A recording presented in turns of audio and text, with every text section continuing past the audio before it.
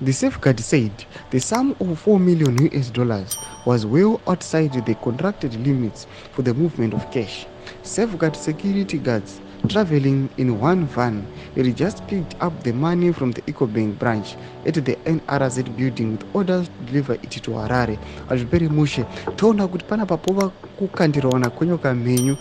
vanhu vachizvichenesa sanapinda mashoko anobuda itoka panapa the 4 million US dollar heist kuti bo subscribe like on the bell like tipinda panapa onyora vachiti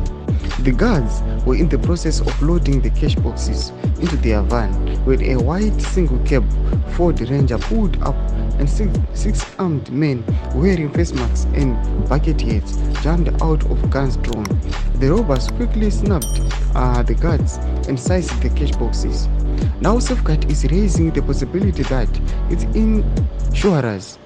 will not compensate EcoBank for any loss above the undisclosed limit which the two companies agreed on. We remind all customers of their responsibility to work within their contracted limits and to communicate clearly with us if a cash movement is to be out of the ordinary. This allows us to plan and approach the risks appropriately, Safeguard CEO Andrew Malone said in a statement. He said a 4 million US dollar move obviously poses a significant risk and was well outside any contracted limits for Safeguard and almost certainly the security industry Africa-wide. Ndomashoko arikubuda panapa tiona kuti aiwa vakomana vari kubuda pachena vachira mashoko vachiti aiwa kutransporta kwaita mari iyi 4 million aiwa kwava kune marisks akawandisa vaifanira kutaura